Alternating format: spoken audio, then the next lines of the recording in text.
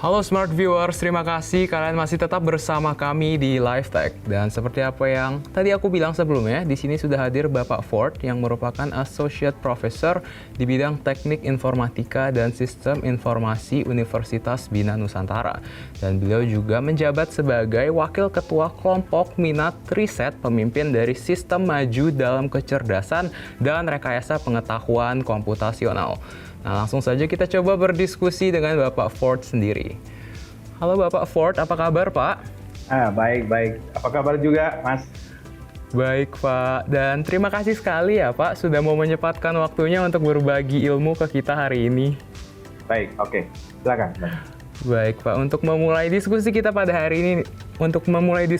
hari ini Pak, saya mau bertanya nih, apa sih sebenarnya penelitian yang Bapak lakukan ini? Apakah berbentuk sebuah sistem atau mungkin bisa diceritakan secara umum sistemnya ini berbentuk seperti apa? Oke, makasih Mas. Jadi pada prinsipnya kondisi sekarang ini kan di bidang kemiliteran itu salah satu isu yang penting itu adalah masalah jenjang karir seseorang. Baik. Ketika masuk di awal, itu ada beberapa pendidikan atau beberapa training yang harus dilakukan oleh yang bersangkutan sampai dia memenuhi atau masuk ke jenjang berikutnya. Nah, persoalan yang menarik adalah dari awal yang bersangkutan tersebut masuk, itu sistemnya masih kalau kita pakai istilah itu all for one. Jadi satu orang itu akan dilatih atau di training itu semua. Dia mau masuk keahlian apapun ya semua. Nah, menjadi pertanyaan adalah setiap orang itu kan punya posisi atau punya skillful atau punya talent yang beda-beda. Betul. Nah, sistem ini akan mencoba nantinya membantu pimpinan dalam hal ini, pimpinan itu untuk melihat dan memastikan training pelatihan apa yang cocok dan karir path, jenjang karir yang cocok itu seperti apa buat seorang tentara gitu ketika masuk dari awal gitu. Baik Pak, kalau ngomongin tentang proses kerja dari sistem ini tuh seperti apa sih Pak? Apakah mungkin dimulai dari mengatur pengembangan pendidikan dari orang tersebut dan setelah itu baru berlanjut ke sistem pengaturan SDM-nya untuk mengisi posisi yang tepat atau bagaimana Pak? Oke, makasih. Jadi sistem ini sebenarnya bisa dilihat dari 3 bagian ya. Yang pertama dari sisi individual tentara tersebut, lalu dari sisi SDM, dan tentunya ketiga tidak kalah pentingnya dari pimpinan. Pimpinan ini adalah mereka yang mengalokasikan atau menaruh orang itu nanti di posisi-posisi tertentu. Nah, kalau dari sisi tentara itu sendiri, ini akan membantu yang bersangkutan nantinya akan melihat kira-kira nanti dia tuh career path-nya seperti apa. Kedua, kalau dari sisi bagian personalia, dia akan melihat dari sisi pelatihan atau training, atau kalau saya pakai istilah itu pendidikan apa yang cocok akan dilakukan atau dilewati oleh si tentara ini. Nah, kalau yang ketiga, ini bagian pimpinan itu akan melihat dari sisi kira-kira alokasi posisi apa yang bisa nanti ditempati oleh yang bersangkutan itu. Kalau belum ada posisinya, barangkali dia bisa menciptakan satu posisi baru yang cocok nanti sesuai dengan kebutuhan dari sisi visinya, dari sisi kemiliteran tersebut, seperti itu.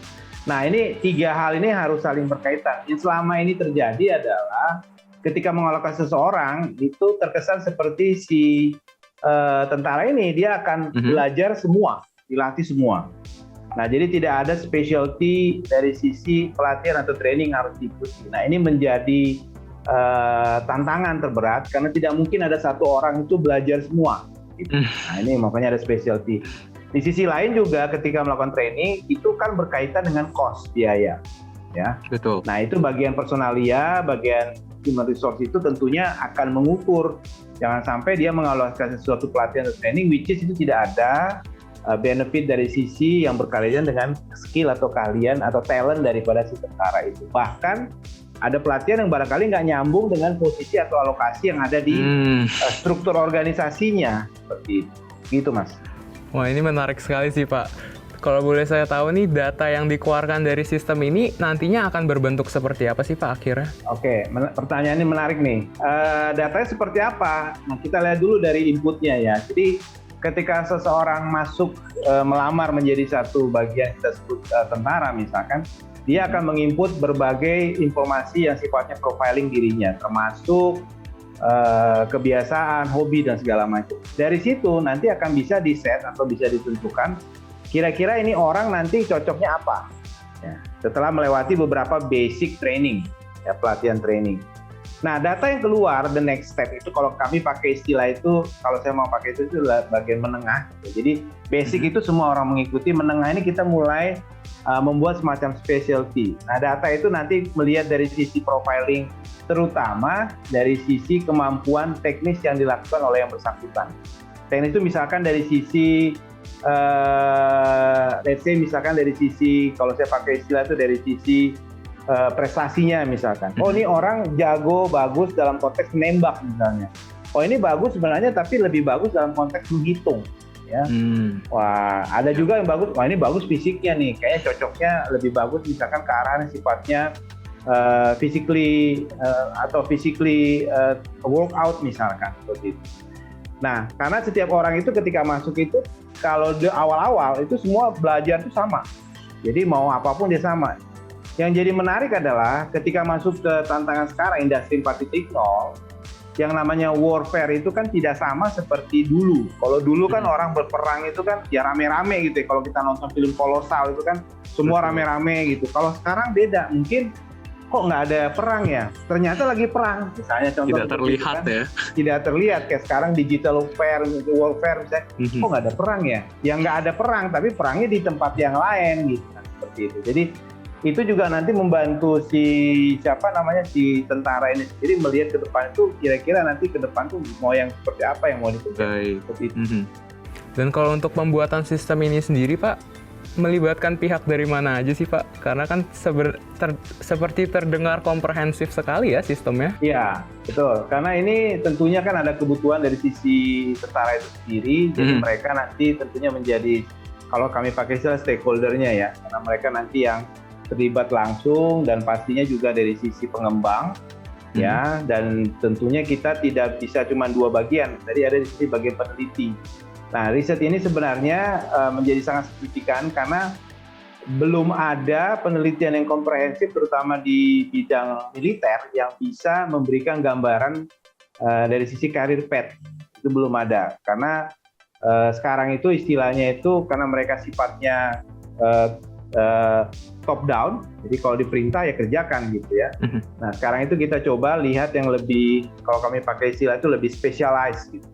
Jadi kalau orang melakukan dilatih seperti apa, itu nanti kira-kira nanti dia posisi yang cocok itu ini dan seperti itu, Mas. Dan kalau untuk progres nih, Pak, sudah sejauh mana sih penelitian ini dilaksanakan? Apakah sudah disosialisasikan ke pihak militer yang kira-kira menjadi target? Ya. Terima kasih. Ini kalau ditanya progresnya sudah seperti apa? Pertama, karena ini penelitian, kalau kami pakai istilah itu, ini penelitian dibagi menjadi 5 tahapan. Tahapan pertama itu kita melakukan semacam eksplorasi ya, masalahnya apa, kebutuhan seperti apa.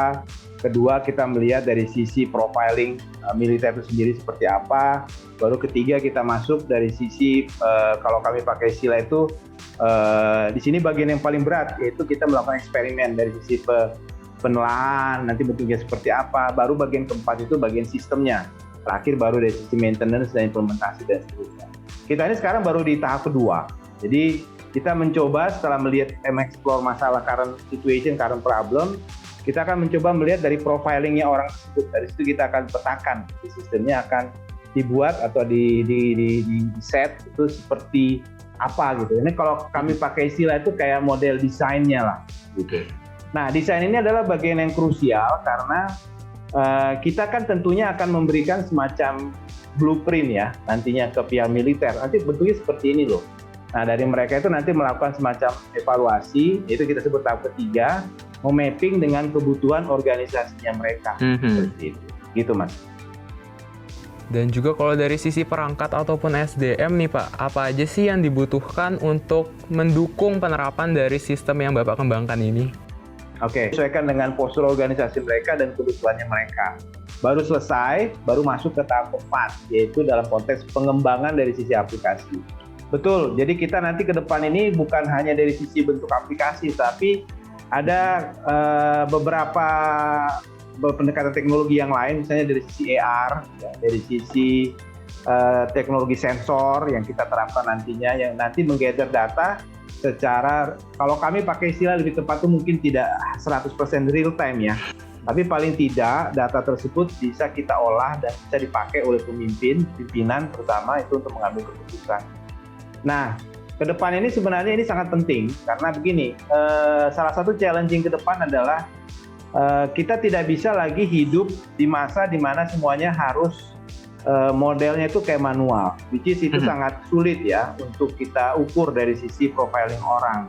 Itu sebabnya model pengembangan sistem seperti ini itu menjadi, kalau kami pakai istilah itu menjadi cikal bakal ke depan dalam konteks militer yang lebih lebih industri 4.0, di mana ada sensor, processing datanya, dan itu sifatnya tidak lagi batch ya. Batch itu artinya ya latihan terus nanti belakangan diproses dan gitu Mas. Baik. Terima kasih sekali Pak sudah mau berbagi ilmu yang sangat berharga untuk kita semua hari ini. Dan juga harapannya semoga sistemnya bisa terus dikembangkan ya Pak. Iya, tentu saja. Dan ini bermanfaat bagi kita berharap ini tentunya bermanfaat sekali terutama bagi militer ya. Tentunya. Yang banyak memiliki kontribusi juga kepada bangsa dan negara. Betul. Terima kasih sekali dan juga sukses selalu Pak Ford. Ya, sama-sama. Terima kasih. Yuk. Baik, Smart Viewers, jadi itulah diskusi kita pada hari ini. Dan jangan beranjak terlebih dahulu karena Live Tech sesaat lagi akan kembali dengan tips and tricks yang pastinya menarik untuk kalian simak. Tetaplah bersama kami hanya di Live Tech.